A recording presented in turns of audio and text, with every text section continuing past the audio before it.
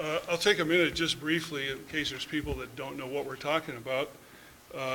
This is on the city website. If you go to it, there's a complete brochure on there that really explains it, and I know KMAS has put it in there, and I've taken it to the Journal too to see if they'll put it in there.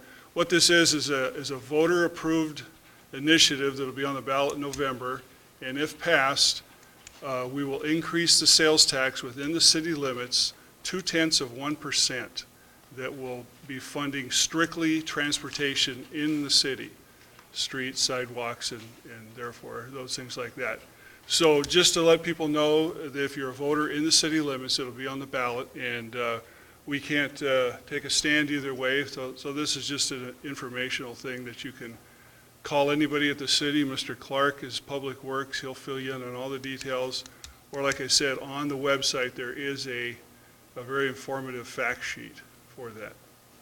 So if there, at this time, is there any general public comment concerning the Transportation Benefit District? Seeing none, the announcement of the next meeting, like Dave said, is November 2nd, 2015 at 6 p.m. And that concludes this meeting.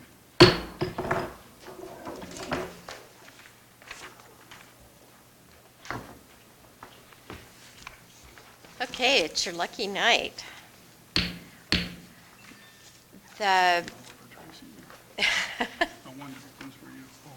As we get arranged, this meeting of the Shelton Metropolitan Park District meeting is now called to order. Have you had a chance to read the consent agenda? Mm-hmm. Yep. Leslie Ann, would you read the consent agenda, please? Consent agenda, Shelton Metropolitan Park District minutes from meeting of July 27th, 2015. Is there a motion to approve the consent agenda? So moved. Second? Okay, we have a move and a second. If there's any further discussion? Okay, all those in favor? Aye. Aye. Opposed? Aye. Vote yes too, and the motion carries. Thank you. You said the aye at the wrong spot. I know I did, but I remembered it. Okay, there's no old business. We do have some new business, which Dave O'Leary is going to present a budget or overview to us. Okay, at this point, we have a requested expenditures of $370,000, projected revenues of $304,791. It's a little bit upside down. The reserves are there to be able to cover it in the event that he actually spends all as proposed. This actually works pretty well. It's Mark Ziegler operates it and has kept the fund solvent in spite of the fact of losing some property tax revenue in recent years because of dropping property values in the city. He's doing very well. That concludes staff's report. Okay. I would like to also commend Mark for doing an excellent job with a very interesting budget. He never knows what's going to happen, so thank you for that. Is there any general public comment? Seeing none. The next meeting of the Shelton Metropolitan Park District will be November 2nd, 2015 at 2 p.m. And this meeting is adjourned. I've been here for 4 years. This is the first time we've had 2 short meetings before the main meeting. And so you learn something every day. I'd like to open our main City of Shelton Commission meeting tonight. And the first item on the business would be our weekly commission reports. Yes. Thank you, Commissioner Moore. Would you please stand with me and recite the Pledge of Allegiance? I pledge allegiance to the flag of the United States of America and to the republic for which it stands, one nation, under God, indivisible, with liberty and justice for all.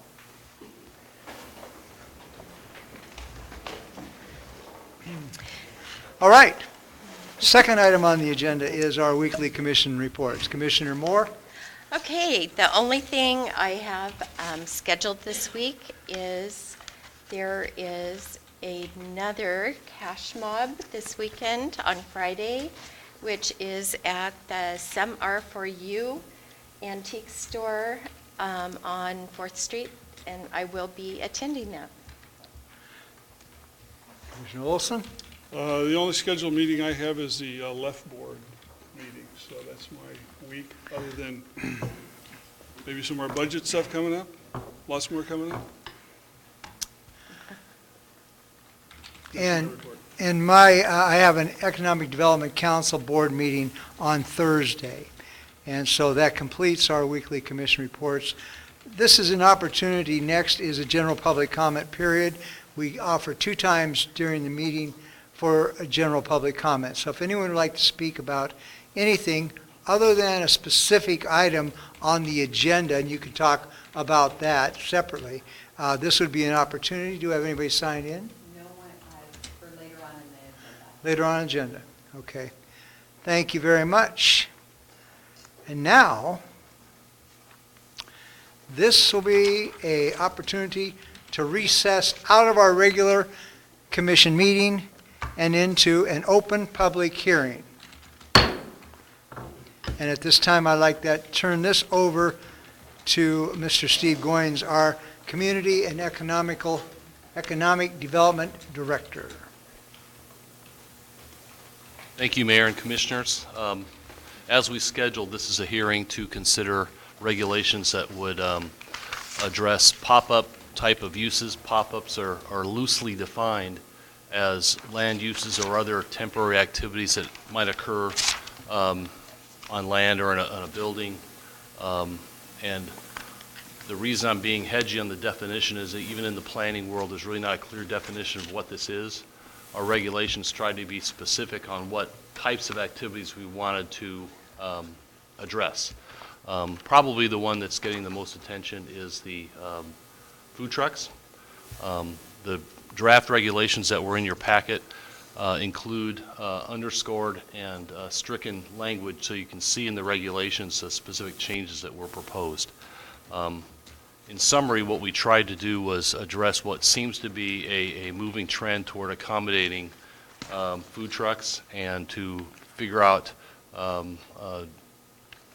what might be a best fit for Shelton. As I mentioned in the staff report, this is something I think should be looking at, should be considering down the road as a place to house on a parcel of land, whether it's city-owned or something of that sort, that could establish sort of a food court where there would be sort of a dependable crowd that could go there during the lunch hour. It would be a place to congregate for special events. We could add different sorts of infrastructure to support that, such as maybe covered seating areas, restrooms, that type of thing, and accommodate it that way. Within the packet, there was also some comments and some articles, different information that's came to us over time. The most significant commenter was I believe they are from the Washington State Food Truck Association. They provided a fair amount of comment, as well as the 2 reports that were included in the packet. In essence, they supported the consideration, and within that material, there was a lot of things that I thought we could take a minute and describe how we considered those.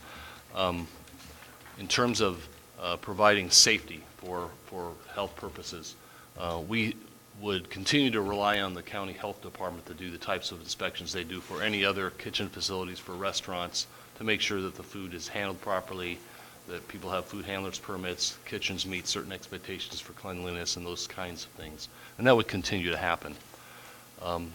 The proposed regulations would not allow food trucks in the public right-of-way unless they were authorized through a special event permit. Other cities allow food trucks to park in the right-of-way. Staff stopped short of that in this case. We felt more comfortable having the permission of a landowner to allow that activity to occur rather than just having it out in the street. And it's something, again, we can try that out and see how that works and how that fits for us. We did not also include anything that would require trash receptacles for the different food trucks to provide. There was sort of a basic assumption that they would take care of business and do that. If that's something you want to ensure that we address, we can modify the regulations to do that. There was some question about what kind of insurance these folks need to carry. Typically, vehicles that are on the road have insurance anyway. We do require added insurance for special event kind of activities, and that's in part because they're in the right-of-way. So we would continue to require that for those kind of conditions. Probably the single biggest item was the hours of operation. Currently, our regulations limit these trucks to parking for 2 hours at a time. End of the day, we thought that was a little impractical, and we wanted to expand on that without limiting it. Our feeling was to let the market sort of dictate when people want to eat and where they want to eat, instead of trying to regulate that and see how that goes. Again, with sanitation, we're relying on the Mason County Health Department to ensure those kind of periodic inspections occur. We don't really want to necessarily get into that business. We don't see any difference between how frequent they would inspect a kitchen in a brick and mortar facility, for instance, than one of these food trucks. We see that being managed very similarly. There was a number of jurisdictions that required food trucks to associate with some sort of commissary, that is a facility that has a common cooking facility or someplace where they provide different types of maintenance or a place where they can clean up the trucks and do different sorts of elements to make sure that day-to-day the operations within the guidelines that the health department would require. Again, we did not draw that line. It's something that's open. I think the market could allow that. We didn't require it. In time, maybe there's a place in Mason County where that could be promoted, but that wasn't something we felt we needed to regulate, and so we just sort of steered clear of that. The last one is the permitting and licensing. We would require a city business license like we would any other business that opens in the city, and that would be renewed annually. Compared to other jurisdictions, our fees are low. We didn't see that as being sort of an obstacle to help somebody get established, and that was part of the idea. And part of the overall, I think, thought for these pop-ups is just that, is to provide a means for someone who has a good idea, a way to try that out without making this big investment. And I think that was a big piece of how to sort of have a temporary facility provide that service to the community and give that entrepreneur that opportunity. So I think that summarizes the regulations that are before you. I don't know if you have any questions for me, if you just want to take public comment. Generally, we've had a policy where we allow the public to speak first, and then we comment. That way, we hear what they have to say first. So I think this is the opportunity where we would hear from the public testimony at this time. And we have some people signed up to speak. First on the list is Marilyn Vogler. Good evening, Marilyn Vogler, 420 East Poplar.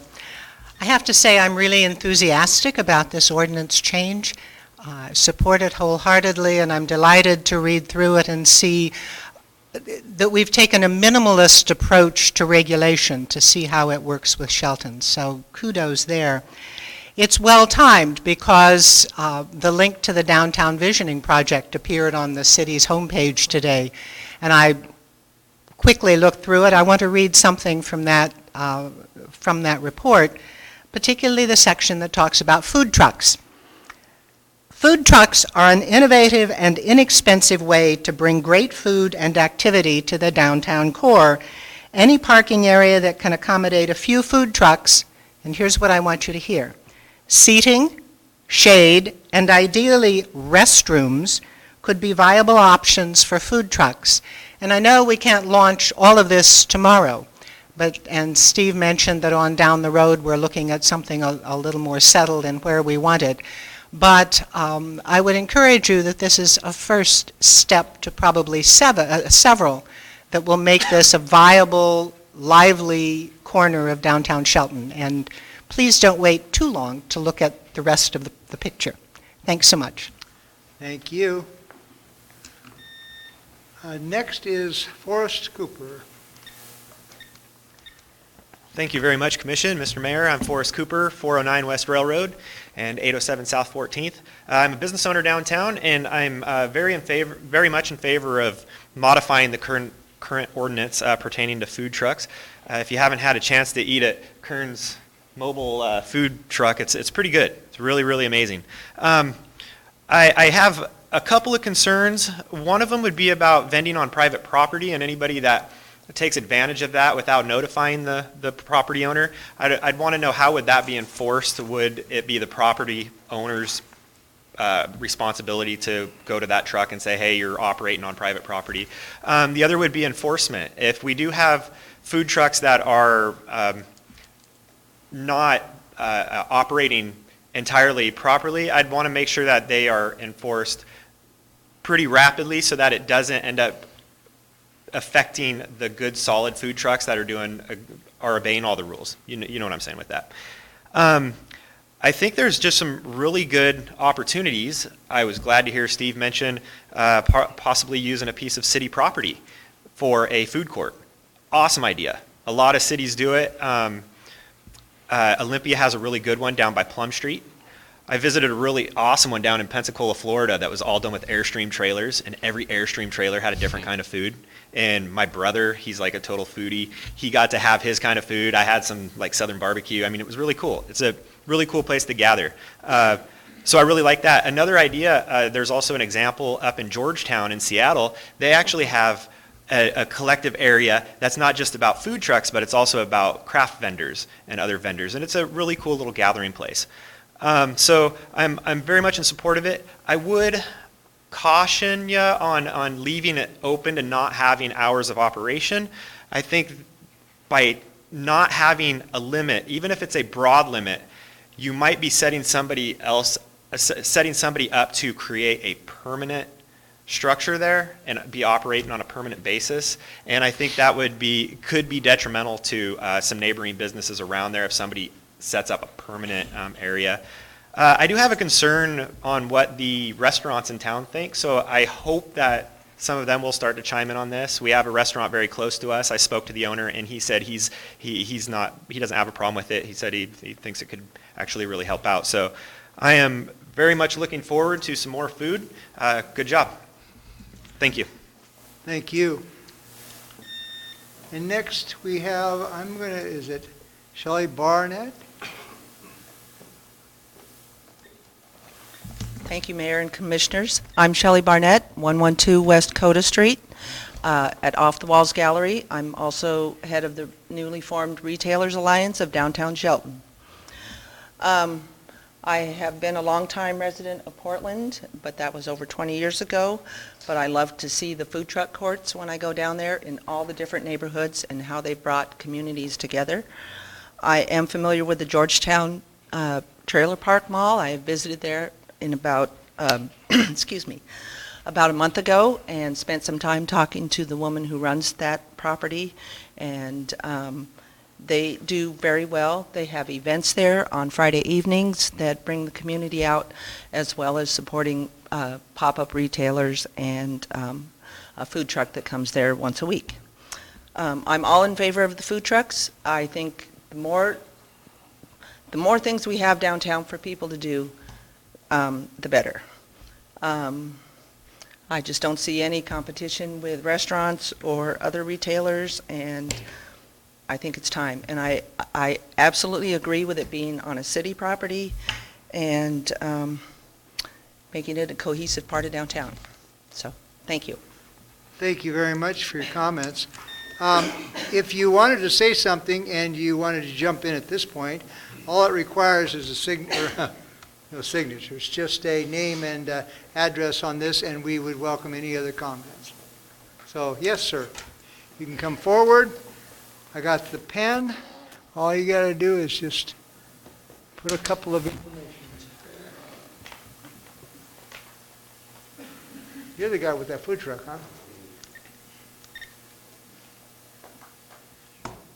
All right. Just state your name for the record, please. My name is Kern Dolby, long time Resident of Shelton, and this is my first meeting like this. I'm actually a little nervous to be here, but my original business plan, when I wanted to do something different and exciting, is different from what it is today. I definitely agree with Forrest. I don't think we need people on private property with awnings and tents and setting up camp 24 hours a day. My original business plan was to do business from 11 to 5 and move 3 different times, and I discovered quickly within the first couple weeks that being open from 11:30 to 1:30-ish is enough time for me to come into town, sell some food during the lunch rush, and go to my commissary, cleaning, cooking, and heading home.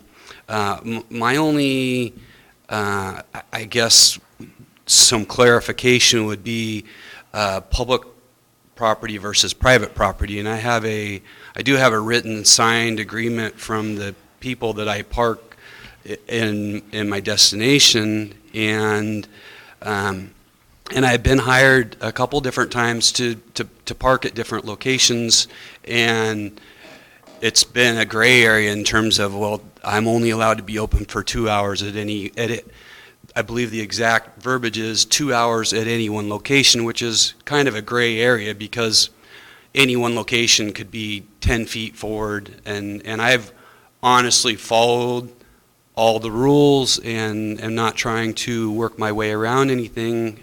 And that being said, I feel like if somebody wants to hire me for an event on their private property, I think there just needs to be some clarification versus city property and private property. And I'm happy to be a honest tax-paying member of the community, and I think with our mill going out of business, that any kind of small business that we can bring into this community is good, and thank you for your support, everyone. Thank you very much for your comments. Anyone else like to speak? Got to sign your name and address unless you don't have a home. Okay.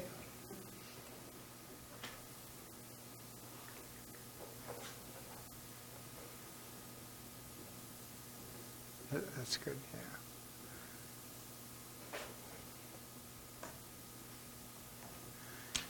Just state your name for the record, please. My name's Mark Toussaint. I've lived here my whole life, and a few years ago I built a mobile wood-fired pizza oven and put it on a trailer, and have gone out to the racetrack and had good luck out there. But I did come down to the city 2 years ago to find out what the process was, and the first words were saying, "You can't bring that into town." So that was where I kind of left it. And then I heard the 2-hour limit on where you could be set up. And it takes me about that long to get set up. So it wouldn't be practical for me to come into town and try to cook a day. So I was glad to hear that you were maybe thinking of expanding that window of time. And also a distinction between food truck and tent. Mine is on a trailer, and I set a tent up in front. So I guess I would need to know what your restrictions would be, if there are any, different from truck as compared to a tent and trailer. And, but no, I'm really excited to hear that it might be really a good thing for Shelton here, because it is everywhere I've gone. Oregon is unbelievable. Seattle has a district, and you go there, and it's just fun. And I think it'd be a great thing for Shelton. Thanks. Thank you for your comments. Anybody else? This is your last opportunity. You have to run up here, or we're going to shut this section down. Nobody else? All right. At this time, we have an opportunity to express our opinions on this, and so I invite my fellow commissioners to weigh in on this subject at their leisure. Oh, well, I'm kind of excited about the idea of wood-fired pizza. I like some right about now. And I don't know, can you answer Mark's question about the tent and the trailer? Do we treat that the same? We didn't ponder the question of whether someone needing a tent and how that would be permitted. The overarching objective was to accommodate mobile vendors, whether they're in a trailer or another kind of apparatus. That was the intent. If that includes requiring a certain period of time to set up, I think the idea was that you need to be able to be mobile to conduct your business, and that was our thoughts. If we need to look into that further, we can pause and take some time and consider that. The idea was to accommodate someone who needed to be able to maybe go to another event, be at another place, another time, rather than somebody that's setting up a camp, if you will. That wasn't really what we had envisioned as the camp sort of arrangement. But our objective here is to make it easier for these type of businesses to know exactly what's required of them to have a food truck business or a mobile business in town. Correct, and I think Mark's comment was spot on in terms of the impracticality of that timing. That in itself, I think, was making it difficult for a lot of operators who needed some time to set up and break down to even be viable. And that was kind of where the conversation started for staff. Yeah. So in my mind, something like that with the tent would come under the, whether it's actually on a mobile thing that moves that the food is served off of, it would fall under the pop-up business. That's right. Okay, so we're talking about that here as well. That's correct. About the regulations for that. I had a question as well about a complete lack of time and it becoming like a permanent fixture. I don't know if there are other ordinances in the city that would prohibit like 24-hour sitting there. I had one question about that. And then my other question is about the trash. Is if we would, to me, it's a logical thing. You would expect a responsible business person to clean up their area. And so I assume that we can revisit this at any time if needed, if we needed to add something more. Certainly. Because I do appreciate the really clear language. When I read this, it looks very straightforward to me. And I think my feeling is that it accomplishes what we had hoped to do in enticing people to start their businesses, come downtown, have a great experience. I think one of the other things that can be accomplished by the longer hours is the expectation of customers. So, so rather than having to follow around Kern's truck or check his Facebook to see where he is on any one day, we have the expectation we will know where he is.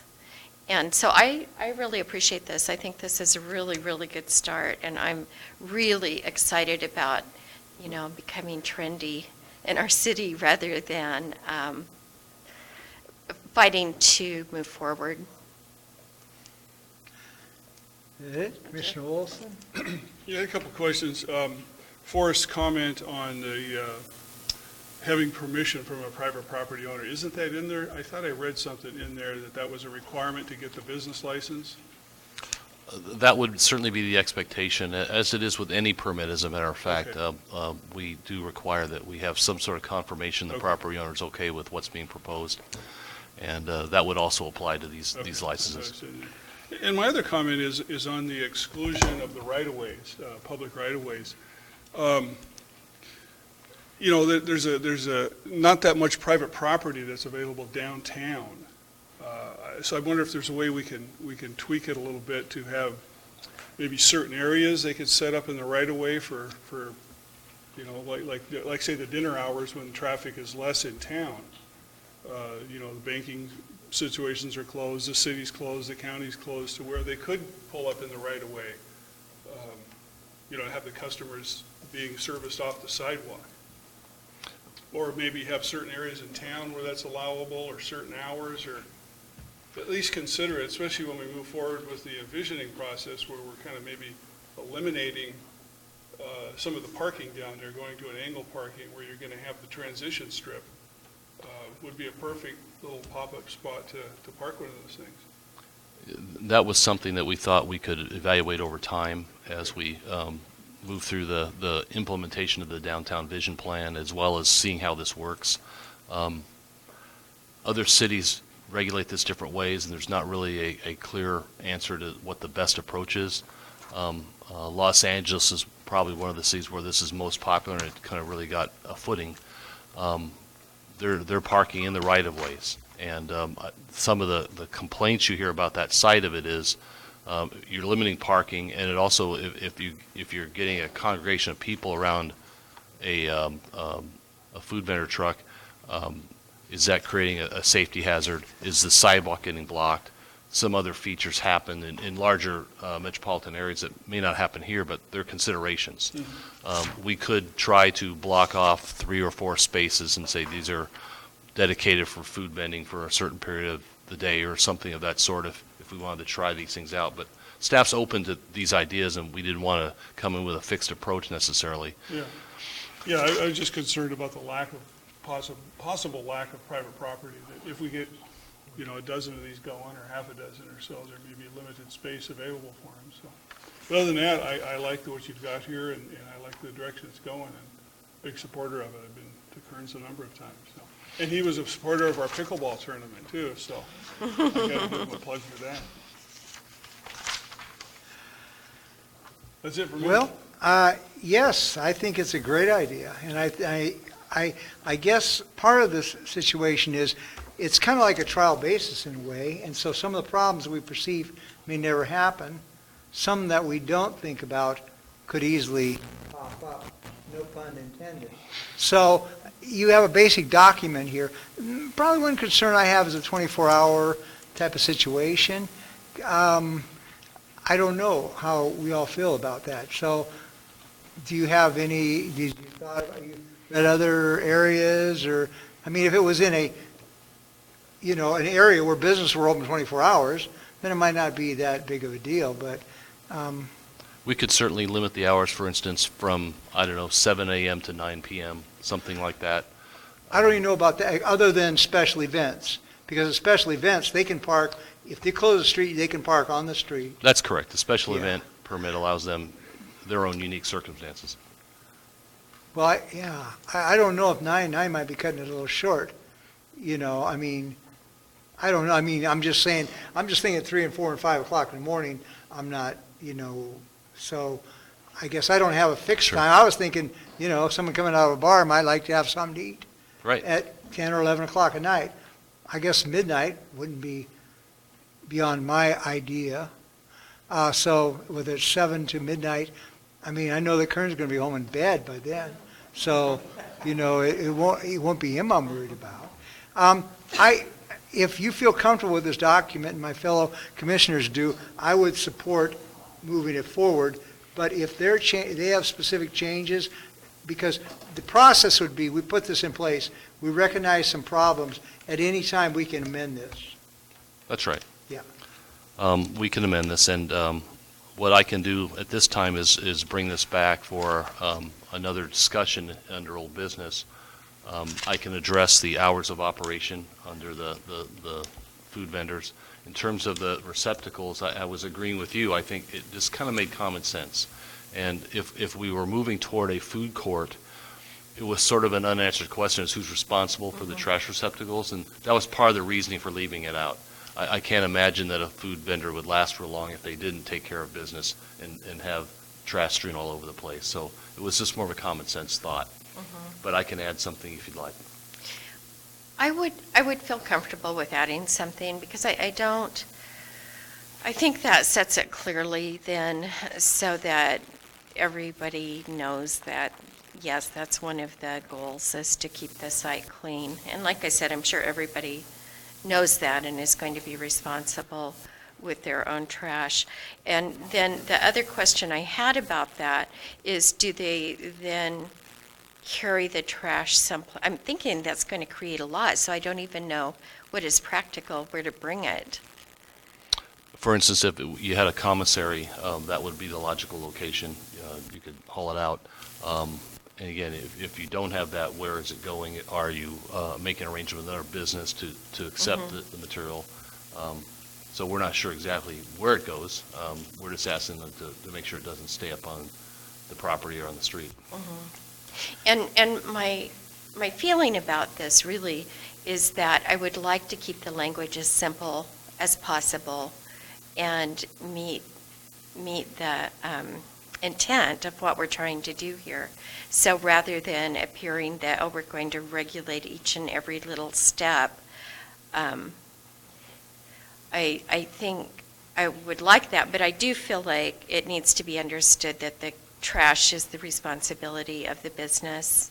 And then as far as the hours of operation, I don't even know if I would feel comfortable setting specific hours. I mean, some of this will fall under the noise ordinance, depending on where they are. You know, if it's a particularly noisy benefit or, you know, an event.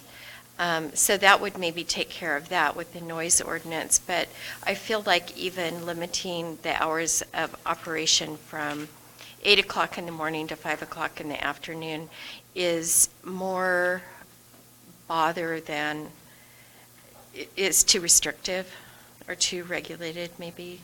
So I would feel better just knowing that we don't create a situation that we have 24-hour permanent structures there. How would you word that? I mean. What? Wasn't No, I mean, I was wondering Did how you you would understand word that? it. Yeah. I mean, because it sounds like the 24 hours is not the goal, but then saying, but it's okay they're open 24 hours, if that's their goal in life, to be open 24 hours, but we don't want a permanent structure, so. Yeah, so I don't know, maybe if the truck moves once every 24 hours. I don't know. What, Well, Mike's being silent. What I does was he gonna think? ask I Mike think to just weigh cut in it here. off at midnight. That could, you know, catches all the bar crowd and anybody else who may want food again. As you already stated also, that any business would be required to operate within the noise ordinance. So there's also that provision that helps you. I can bring forward 7 a.m. to midnight and see how that goes. The good thing about this is really, we're not under the gun to have to do this tonight. I mean, you did have a recommendation for first reading and whatnot, but are you open to allow us a little more time and you come back with another presentation? Well, it sounds like you would like these things incorporated in the version. I can certainly bring that back next week under old business. No problem. Yeah, because we want to get it going. Yeah, Sure. yeah, we Yeah, don't want yeah. to stop it, you know. That's as fast as I can do it next Yeah. week.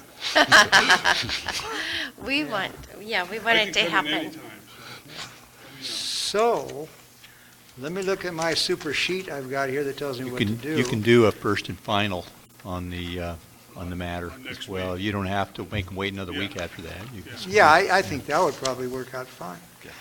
So, at this point, let me think of what we need to do. I think we need to close this hearing and return to our regular meeting. I'm closing that public hearing and returning to our regular meeting. And based upon the conversation we've had here tonight, I believe we would like to bring this back next week under old business Correct. For a first and final. for a first and final reading if we approve the changes. Okay. Thank you. Sounds good. Thank you very much, Steve. All right. The next is a very wonderful part of our meeting, and it's called the consent agenda. So, are we ready for a reading of the I didn't consent? mean that.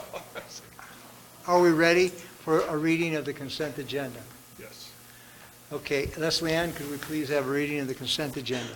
Consent agenda, vouchers numbered 86772 through 86845 in the amount of $206,545.73. Manual warrant numbered 86770 in the amount of $25,556.88 to Department of Revenue.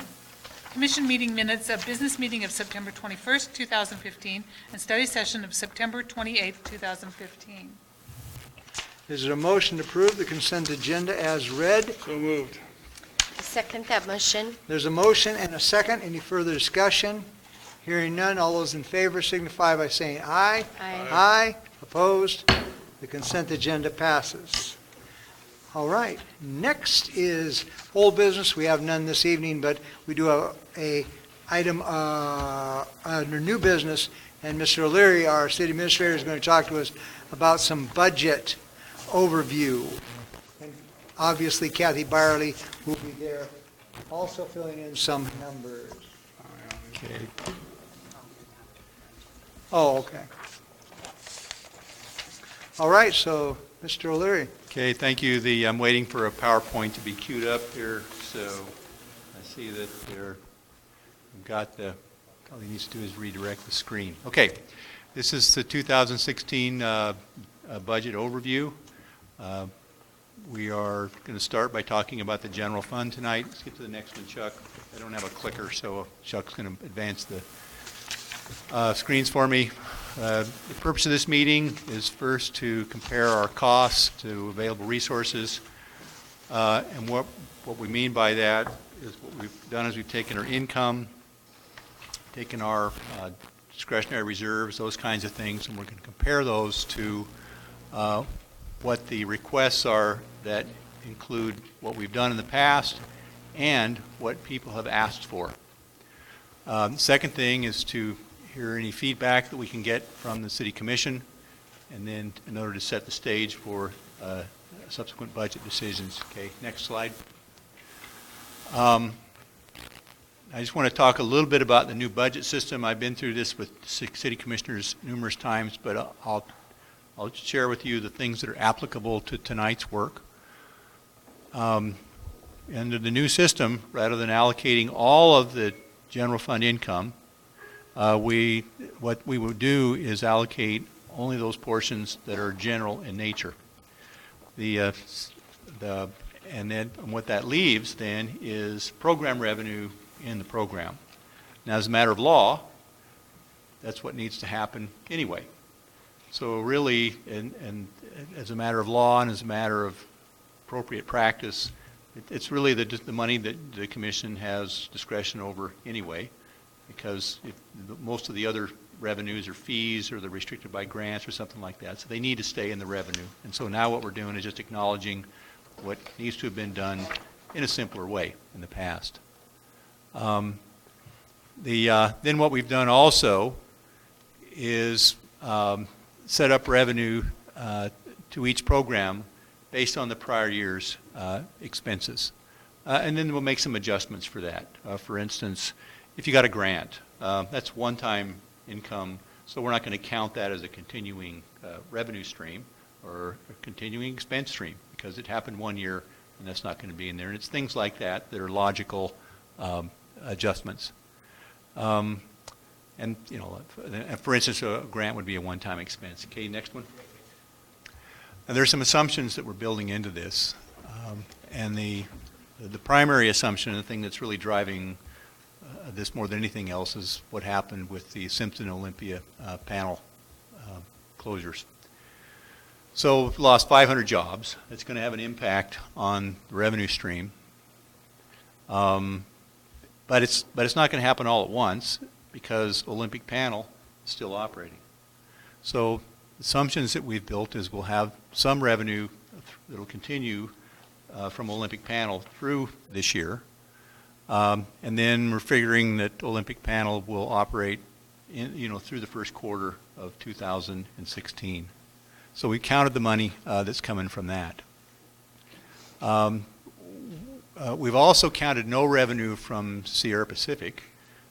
This is mainly B&O tax, business and occupation tax, because we think that Sierra Pacific is going to be open sometime near the end of 2016, and it takes a while for the state, once they start collecting money, to actually get it to you.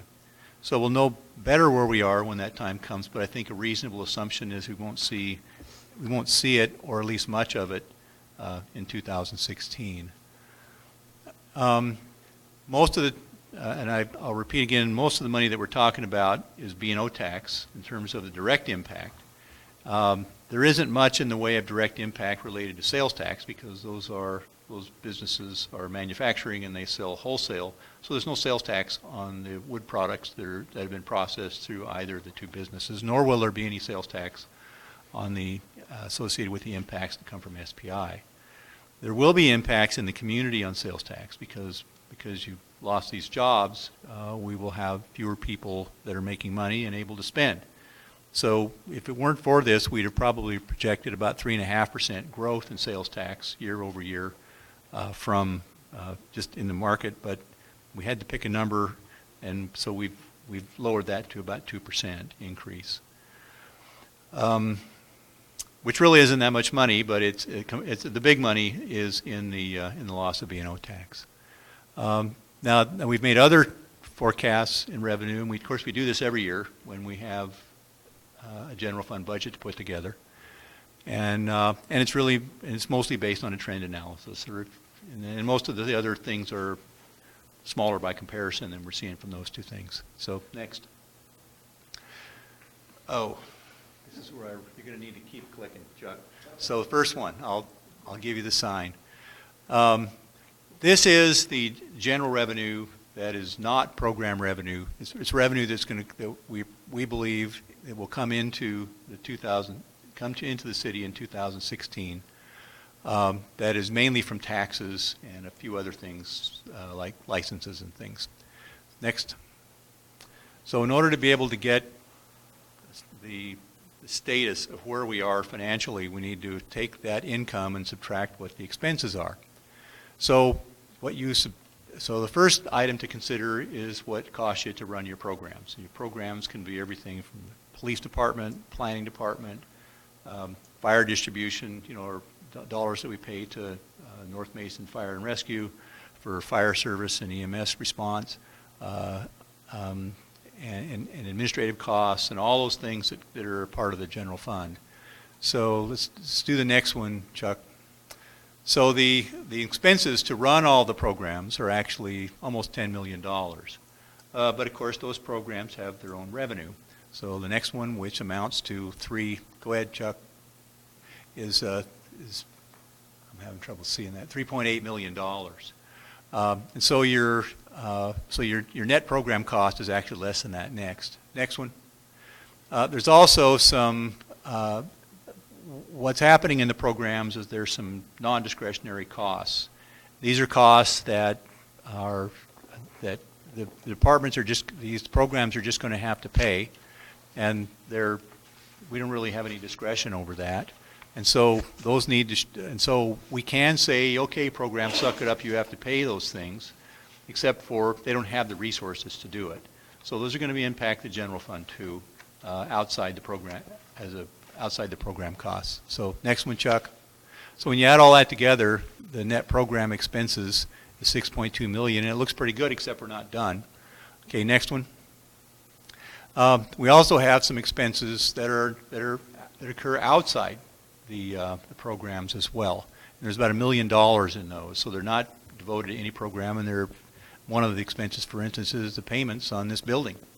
So we have to make bond payments and other things like that. That's not a program expense, it's a general expense. Next one. And then so the shortfall ostensibly is $653,000. But we've got one more thing to count, and that's that we've got reserves set aside in order to cover a portion of these costs. Now keep in mind that we haven't differentiated yet between one-time and ongoing expenses. And so what's included in there are costs for projects that haven't yet been accounted for. So go ahead and add click the next one, Chuck. And what we've done in the past is set aside $418,000 in order to be able to cover the costs of various projects that we're working on. For instance, Lake Boulevard Pioneer Way is a project. The expenses are going to accrue in the current year. And we set aside money for that project in prior years that we haven't touched because it's been dedicated to that project, and that money will be drawn in order to help cover the costs. So now we're going to get to the bottom line. Okay, next one. And so we've got if you add all that up, what we've got is a shortfall of $235,000. Okay, now let's talk about And Kathy's going to talk about a little bit more of the details on this when it gets to be her turn. So, and then there's also some unresolved issues. So when we met earlier this year, we had higher hopes that for our financial situation. That was before we lost 500 jobs. So we had a priority list to say, okay, if we add things, these are our priority list. So there may be things that you would like to add from that priority list. We haven't yet. All that balance that I showed on the prior page does not include any pay raises that we would have for union or non-union employees for the city.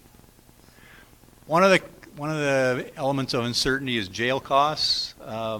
We will either have higher jail costs or we will have reduced services for jail services, which is really troubling because we don't get enough jail services right now. That's a problem that's pending that is not addressed as of yet. I think we can hang on for a while, but it's going to be difficult. MACECOM rates, we've actually been doing well with MACECOM rates, but if you start thinking out, a year or two, who knows where that'll go. We have had surprises from them before, but thankfully not recently. There's no money in this for abatements. I know that's been a high priority for the commission, and I wanted to be sure and point that out for you, that thus far we haven't included anything in that for that. On the other hand, if we sell some property, we've talked about that, there may be some money for abatements if we were able to do that. Another thing which is not on anybody's radar that I know of, except for maybe one or two people, and it's something that we need to start focusing on, is that our emergency medical services levy will expire at the end of 2016. And the voters will need to renew that, or we will lose in about another little over $200,000. So we won't have to provide EMS services, which is pretty critical. Okay, Chuck? Before we get any place else, I wanted to give you a sense of something that might be considered part of the solution, and it has to do with how we've reorganized the budget. We have, and this is just looking at what our policies have been regarding fund balance requirements for the city going back till last year. In 2014, we were obliged to finish the year with at least 15% in reserves. That included 6.5% in cash flow reserves or operating reserves, and another 8.5% in strategic reserves. This is policy that was established several years ago, and it's been amended a couple of times since then. And that was we just needed to do that even during the course of the recession. We made sure that we retained that much in the reserves. I think we dropped below it for a short time, but then we were able to put it right. In 2015, late in 2014 or early 2015, the commission changed the rules based on my recommendation. That was to lower the reserve to 6.375% for strategic, and keeping the operating reserves the same. The reason for that is because part of this new budget program actually moves resources into the programs and out of the general pot. So since programs will be able to accumulate their own reserves, we're trying to guess how much they might accumulate, and so we lowered it by just a little over 2%. It's about halfway in between the half of what we had before. Now, once we get 2015 closed out, and we'll see how much money people actually have in reserves, we'll see whether that worked. Because the idea still would be to keep 15%, it's just dispersed differently. And then assuming that it's all working fine, then we could conceivably lower that to 4.25%. What that amounts to, that's 2% on an approximate $10 million budget. So it's about $200,000 in reserves that we've freed up that we wouldn't otherwise have had. So if we hadn't done that, the uncommitted reserves would have been about $120,000, which is the lowest they've been in years. What's been happening to us before the mill closure is that things have gotten, we've had an unsustainable budget situation. What has resolved the problems in prior years is we annexed into the Timberland Library and had an infusion of maybe $200,000, $150,000, $200,000 in freed up money because people paid more taxes because we didn't have to cover the cost of the Timberland Regional Library. We had a, we were going to, we were at the point of having to close our parks in order to maintain public safety services. People created a Metropolitan Parks District, so we had a dedicated revenue stream for that. That freed up a couple $100,000 that we wouldn't otherwise have had. Most recently, several years ago, people passed a public safety sales tax, and that kept us going. Those only bought us time because the situation, our financial situation, is not sustainable. So where we are now is we're bumping right up against that moment again. So something's going to have to give. Our reserves are shrinking, and what we're trying to do with this new budget system is find a way to towards sustainability still, in financial sustainability. So what we've done is we've tried to make departments more entrepreneurial so that they'll look for economies, for doing things more efficiently and creating economies. That's yet to be proven, and in the meantime, because the system is so new, but that's our most recent solution, and time will only tell whether it works as well as we hope it will. But even then, our property taxes are dropping, sales taxes aren't keeping up with inflation, and then on top of everything else, we have a mill closure. So anyway, next slide. So most of that, a lot of that conversation was addressing, I was actually talking about both of them. So now what I want to do is break this down into one-time and ongoing revenues and expenses. This is really important that you differentiate between the two because you get one-time revenue, you don't want to spend it on an ongoing expense such as a salary because it can't be sustained. It can't be sustained anyway. If we were to do that, then it would just make matters worse. So anyway, I started with what was on the prior slide with our uncommitted reserves. Now this is reserves in excess of those that, that 8.5 plus, where was 2.5 off of 8.5, but 6.375. So this is what's in excess of that, and remember I said it would have been around 100 or 120, but it's actually 320. So this is what we could spend it on. It's backed up in needs right now. We have a priority list of $228,000 that you've already looked at. I've got a slide of that coming so you can look at it in more depth if you want to. There is an insurance law. We had an insurance loss. You do something bad happens where you have a big loss, and they come and they want you to pay additional insurance premium, and so that's what has happened to us in this case. So when you have a big loss, we got to pay it. We got to pay them back out of the general fund. The two projects, the SR3 and the Lake Boulevard, actually shows in 3 places there. Those costs have kind of increased, have crept up on us a little bit, and so we've got all. I said we had money programmed in those projects previously, but not enough, and so we're putting a little bit more in order to make those projects whole. Another thing that is there as an option, if you want to look at it, was Franklin Street project, but there are ramifications if you do that project because it's $58,000, and if you don't count it, we're still upside down in terms of spending one-time money, trying to spend one-time money before you get to reserves. Anyway, if you try to spend it out, cover one-time money, you'll go upside down, and you'll get into the strategic reserves if you try to do it all. Next one. And those are the expenses, and we're just not on the right projector to where you can see those details, and I'll have to get those to you later. It's the upper portion where it says totals are. Yeah. Fine, print. That's the priority list, and there's some other things that have emerged since then that we thought you'd want to look at. Oh, have I got that here? All right, thank you. I didn't get this one, so.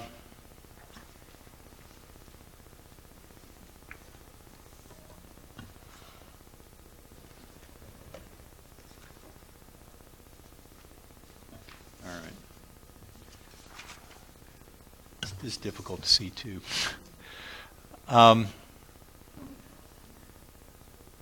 There's the 71. This is a listing of some of the stuff I covered already.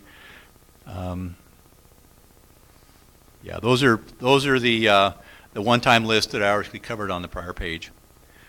Okay, let's go to the next one.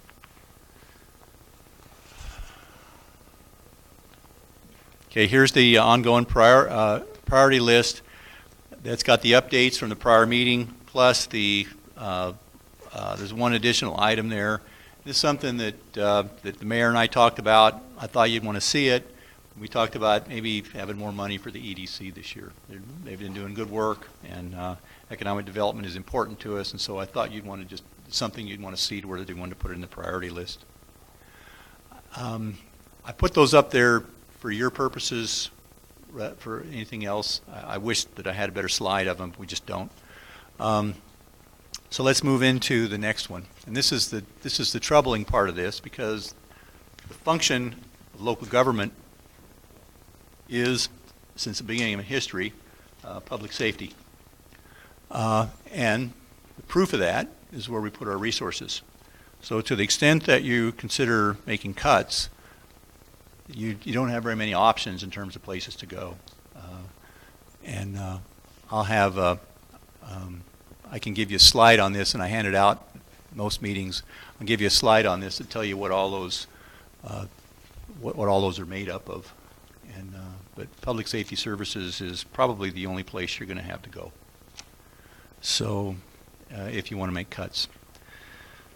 So at any rate, I think Kathy's got some, we've got a discussion piece next. I just wanted to give you a break to see if you wanted to ask any questions, and then Kathy's got some details, and then we can talk at the end as well.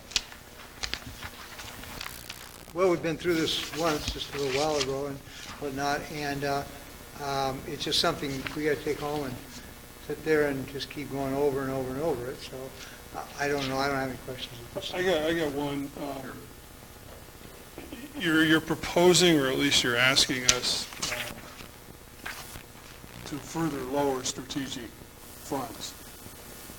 If we want to do that, what is that? Another $250,000 is what we come up with? We're taking $200 from last year. Yeah, if you choose to do that, you'll buy your, if it's responsible, and you'll see where we end up with funding in the various programs. Yeah, you'll have to see whether you should do that or not once we get the balance, once we get the books closed for 2015. It's a decision. The reason I put question marks there is because it's not a decision that's been made, and I didn't want to bundle that up in the last resolution to just do it all at once, because I felt it would be more responsible to see what happens coming out of 2015 before you went to that. And currently our policy gives us how long to pay that back? 2 years. 2 years. Yeah. And I would suggest that you take that seriously. It's just, you can waive any of these rules you want to, but they're there for a reason. You can very easily just burn through it all, and then you don't have, and then when you've got a need, you just can't make it. Strategic. Yeah.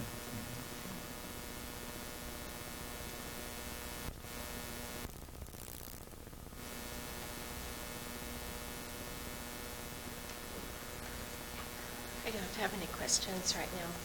Okay. Kathy, do you want to go for it? Sure. I could move to Kathy, are you a Seahawks fan?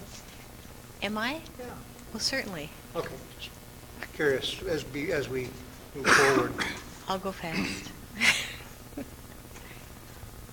Okay, so Chuck, do you want to push forward? You're going to have to really, if the audience is here, I think that other machine the other one on the ground, yeah, that one I think is the one that, can we turn that up at all? I can't quite even hear. And just, if the public needs to hear this. Yeah, I hear that. How do you tell if this one? Yeah, it's on. Is it? Just got to talk close to it. Okay.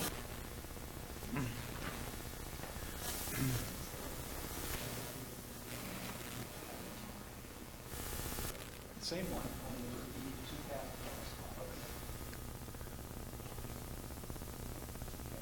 You just have a quiet voice. That's You gotta it. be a little more boisterous. Okay. Now there you go, that's what we want.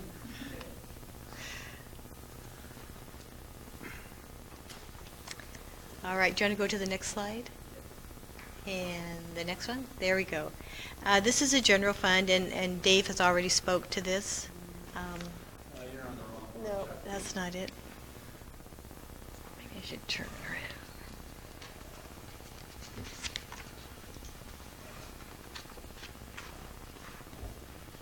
Did you repeat my two slides, Kathy? No, That's yours? no. Budget overview is what I got. For the first Keep going till you get to the middle of it again. budget, oh, There we go. back, there. All right. Okay. So this is the general fund, which Dave has been speaking quite extensively on. The requested expenditures are $11,094,002, and that Keep going home, Chuck. You gotta get. okay, you have your hand out. There. There we go. Now, those requested expenditures, they don't include, again, those new ongoing or new one-time requests. What is in there is that the insurance claim reallocation, the $71,000. So if you go back to your, if you were to look back at your pages, slides number 9 and 10, those items, with the exception of the insurance one, are not included in that figure. The projected revenues are the $10,440,368, which leaves us a shortfall of $653,634. And slide number 5 brings you to that number, and then after you, that number is, of course, supported by $418,393 of the committed one-time monies from prior years. Just as a note there that those expenditures also, they include a transfer of over $135,000 to the debt fund for payment of the fire station bond. That one is a little bit volatile. Depending on the REIT monies that come in to support that payment, it can go up and it can go down. So this year it's less, there were less REIT monies to support it, so that payment increased. The general fund had to make up the difference. Also new this year is the property tax transfer to the fire pension fund. Generally, it gets property taxes directly, but due to that pro-rationing last year, all the property taxes were moved into the general fund, so they're included in those revenues of over $10 million above. So we have to transfer the amount that is needed for the fire pension fund. So that's included in these expenditures also. And of course, the committed one-time monies to support that continuing projects in the capital improvement fund, which is a main portion of that $418,000. Okay, other than that, all the new items are listed on the prior screens, new requests. Okay, the next slide. The tourism fund is next, and the requested expenditures are a little over $39,000 with the projected revenues of $46,000. So there's a little bit of extra surplus expected for 2016, and that will go in the fund balance for future spending. Next screen. The capital improvement fund, the requested expenditures were $3,186,031 with the revenues $3,169,669. Just a small shortfall, and this is just covered by the REIT monies that are moving from one year to the next to cover the projects. And a point there of note that capital improvement fund, those REIT monies, part of the REIT one monies, includes a transfer of over $48,000 to the bond fund for the other portion of the fire station bond debt payment. Next slide. Now, on this slide, I have listed the requests and ongoing projects that are housed in the Capital Improvement Fund, and the overlay projects that are supported by the REIT 2 taxes are in that fund, and they total a little over $48,000, and there's a listing there of the various streets that were requested. And it also houses the SR3 corridor improvement, as well as the SR3 Park and Ride project, the Evergreen Safe Routes project, and the Lake Boulevard Pioneer Way construction. And you can see those numbers listed there. And of course, they're also supported by other grant revenues, in-house engineering, and one-time monies. Next. The water fund is next. The requested expenditures is $7,216,272 with projected revenues of $6,986,953 with a shortfall of $229,319. Now, the water fund, they have sufficient fund balance to cover this shortfall. The next screen lists the requests and ongoing projects that are housed in the water fund. There's a request for a new riding lawnmower, $6,500. The water main upgrade on Lake Boulevard is housed in this fund, $121,000. The water tank, high school painting is proposed of over $273,000, and the Upper Mountain View pressure zone construction, a little over $5.2 million, and of which that project is supported greatly by state grants and loans. Next screen is the sewer fund. Requested expenditures are $13,203,521, and the projected revenues $13,175,806, a shortfall of a little over $27,000. Now, those expenditures include required equipment and debt reserves of $317,790. Each year, we need to put in enough money, reserve it to cover the covenants and contracts that we have agreed to in the past. Our loans for the wastewater treatment plant and the Basin 5 project with USDA require us to have a debt reserve to pay the last debt payment, and they've allowed us 10 years to build up that reserve. So for the first 10 years, we'll have an amount of this, around this amount to put aside until we have that fully funded. So it's pretty sizable, and now at this point there isn't any fund balance available to cover that shortfall. So we'll be looking at, on the next page, the different requests and ongoing projects, and decisions will need to be made on that. So next screen. That's our sewer fund requests and ongoing projects. You can see there's a number of requests to increase operational costs for the main plant, and there's a list for the satellite plant. Now, the satellite plant does have a large frontage improvement at the Front Street Pump Station of $216,000. The rest are smaller. And then the next page has the rest of them, which includes the lake. These are ongoing projects: the Lake Boulevard sewer extension, the wastewater treatment plant unit project, and the Basin 3 rehabilitation construction. And the last two are supported by grant revenues or state and grants and loans. The total of the new requests are $8,784,304. Okay, next is the solid waste fund. They have requested expenditures of $1,981,720 with projected revenues at $1,679,000. That's a shortfall of $302,720. And there is not enough fund balance to cover the shortfall. So again, on the next page is the requests that will have to be considered and decisions made. There's garbage container supplies, $20,000, 6 roll-off containers of $30,000. This C Street landfill closure, which is of course supported by grant revenues of mostly $300,000, and a split body truck of $336,000. So it totals $686,000 of new requests coming into that fund. The next fund is the Storm Drainage Fund.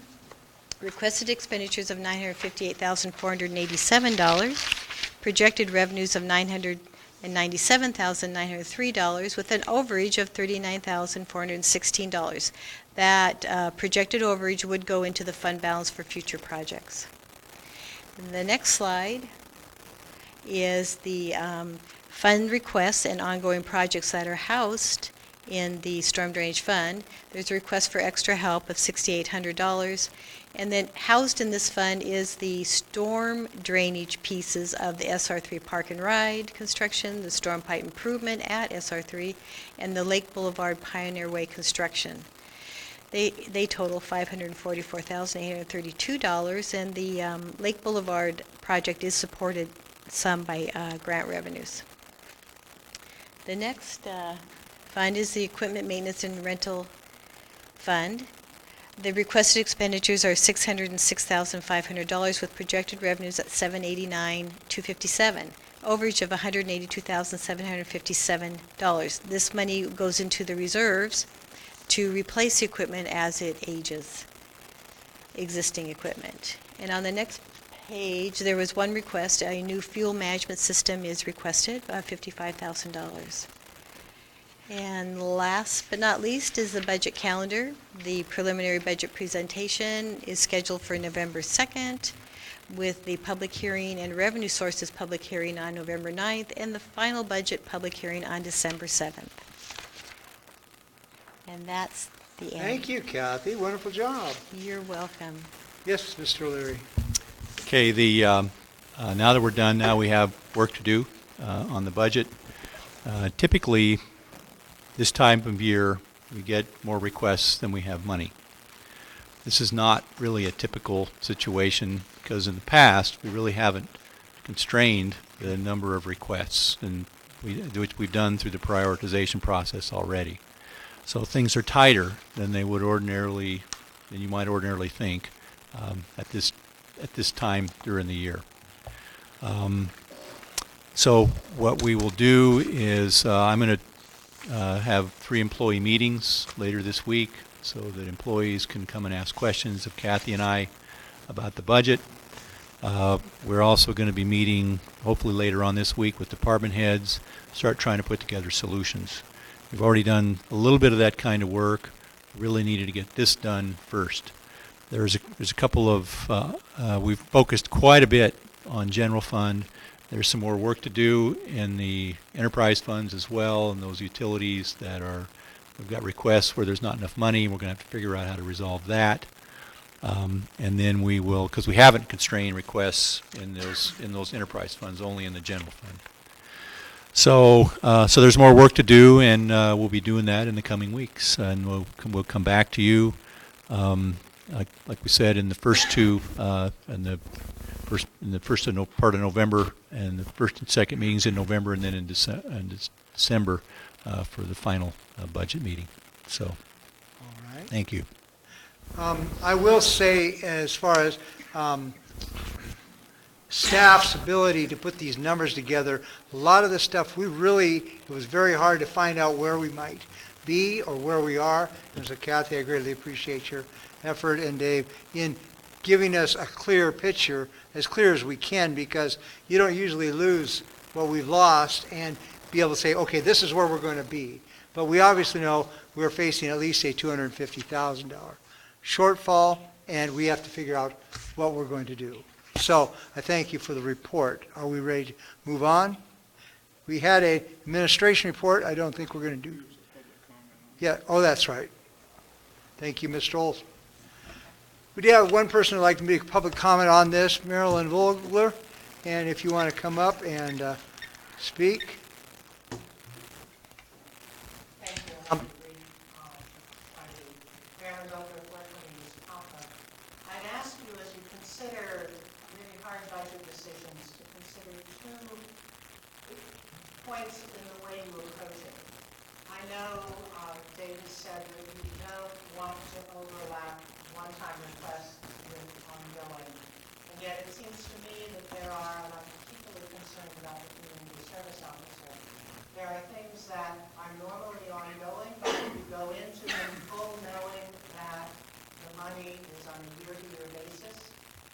be worth it to consider some of those at least for a year, rather than apply the money that they may be strictly at one time.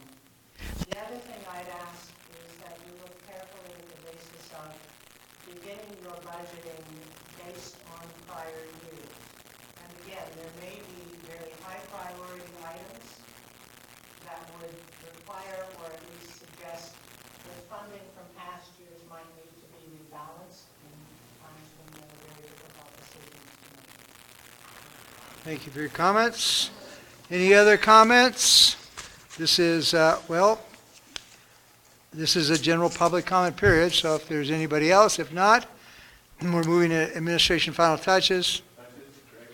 Yes, I do have a touch, Mayor and Commissioners.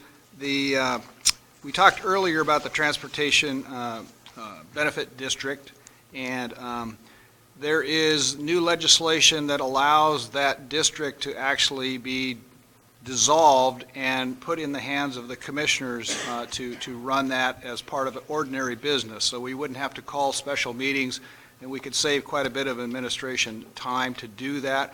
I've talked to each of you kind of individually about it a little bit. This is just a verbal touch to say I'm going to be bringing that forward. There's a parliamentary process that will take us from now. Next week I'll brief about a resolution setting the public hearing date, but then there'll be several advertisements to the public with a public hearing. I'm tentatively looking like November 2nd. Then there's a 30-day period of time that we need to accept public comments, written comments after that, which would put us December 7th on closing the hearing and first action from the commission regarding an ordinance reading, and possibly then the 2nd of December, or the 14th of December would be the second reading of that ordinance. So that's kind of a general schedule for how that might work. And so with that, the other thing, to kind of exciting news independent of that, but Lake Boulevard's construction project started today, and you'll see signs out there for detours. Any questions, feel free to call the Public Works Department, and we'll answer those questions. We've done quite an extensive job of getting the word out with door hangers and others on some of those detour routes, so hopefully the questions will be minimized, but my staff's ready to help in any way. Thank you.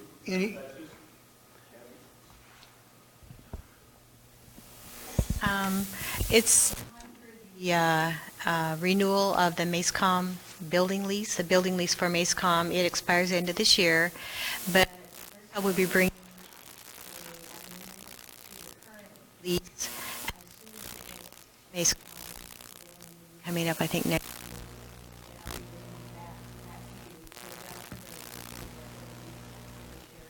And then I will be bringing hopefully a new lease for next year. Hopefully the next 3 years. Steve?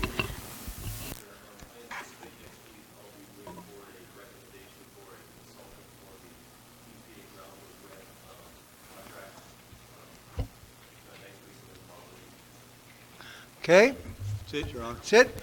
Our next meeting will be Monday, October 12th at 2 p.m. in the afternoon. This meeting is adjourned.